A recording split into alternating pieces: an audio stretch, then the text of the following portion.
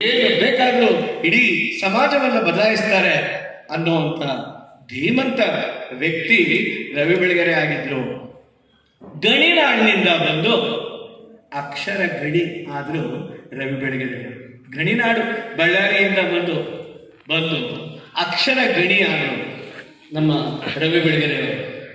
ಎಷ್ಟು ಬಡತನ ಅವ್ರು ಹೇಳ್ತಾರೆ, ಯಾಕೆ ನೀವು ಎರಡನೇ ಮದುವೆ ಆದ್ರಿ ಅಂತ ಕೇಳ್ತಾರೆ. ಒಬ್ಬ ಮೂರನೇ ಮದುವೆ ಆಗೋಣ ಅಂತಿದ್ನಮ್ಮ, ಅದೇನೋ ಆಗಲಿಲ್ಲ ಹೇಳ್ಕೊಡೋ ಅಂತವರು ಒಂಥರ ವಿಚಿತ್ರ ಸ್ವಭಾವ ಆದರೂ ಸತ್ಯ ಹೊರಹೊಮ್ತಾ ಇದ್ರು ಅವರು.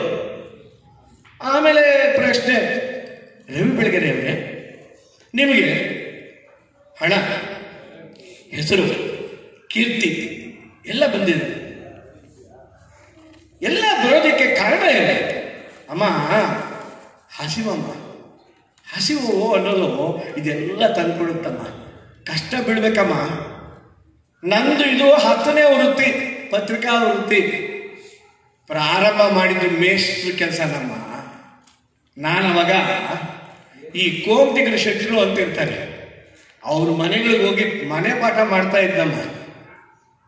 ಸ್ಕೂಲ್ ಬಿಡೋದ್ರ ಒಳಗಾಗಿ ನಾನು ಅಲ್ಲಿ ಹೋಗಿ ಕುಳಿತುಕೊಳ್ತಾ ಇದ್ನಮ್ಮ. ಯಾಕೆ ಅಂತ ಹೇಳಿದ್ರೆ ಅವ್ರ ಮಕ್ಕಳಿಗೆ ಉಪಹಾರ ಕೊಡ್ತಾ ಇದ್ರಮ್ಮ. ನಾನು ಉಪಹಾರ ತಿನ್ಬೋದು ಅಂತ ಆಸೆಯಿಂದ ಅಂತ ಹೇಳ್ತಾರೆ.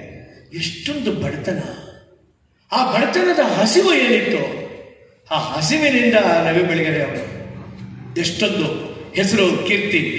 ಪ್ರಾರ್ಥನಾ ಶಾಲೆಯಲ್ಲಿ ಜಾತಿ ಇಲ್ಲ, ತಂದೆ ಹೆಸರು ಇದೆ, ಶಾಲೆಗಳಲ್ಲಿ ತಾಯಿ ಹೆಸರು ಇರುತ್ತೆ, ಏನ್ ಕೆಲಸ ಮಾಡ್ತಾರೆ ಅಷ್ಟೇ. ಜಾತಿ ಕಟ್ಕೊಂಡು ನನಗೇನ್ರಿ ಆಗ್ಬೇಕು ಅಂತ ಹೇಳ್ತಾ ಇದ್ರು. ನಾನು ಆಚಾರ್ಯನ ಮದುವೆ ಆಗಿದ್ದೀನಿ, ನನ್ನ ಚಿಕ್ಕ ಮಗಳು ಒಕ್ಕಲಿಗರನ್ನ ಮದುವೆ ಆಗಿದ್ದಾಳೆ, ಶ್ರೀನಗರ್ ಕಿಟ್ಟಿ ಅಂತ ಅವ್ರನ್ನ ಮದುವೆ ಆಗಿದ್ದಾರೆ ಅಂತ. ಈ ತರ ನಾಯ್ಡು ಜಾತ್ಯತೀತ ವ್ಯಕ್ತಿ ಯಾರಾದ್ರೂ ಇದ್ರೆ ಸಾಹಿತ್ಯ ಕ್ಷೇತ್ರದಲ್ಲಿ ಅದು ಕೇವಲ ರವಿ ಬೆಳಗೆರೆ ಅನ್ನುವಂಥದ್ದನ್ನ ನಾವೆಲ್ಲ ಮನೆಗೊಂಡು ಆ ಅಕ್ಷರ ಮಾಂತ್ರಿಕನಿಗೆ ನಮನಗಳೆಲ್ಲ ಸಲ್ಲಿಸ್ತಾ ಇದ್ದೀರಾ. ತುಂಬಾ ಸಂತೋಷ. ವಂದನೆಗಳು.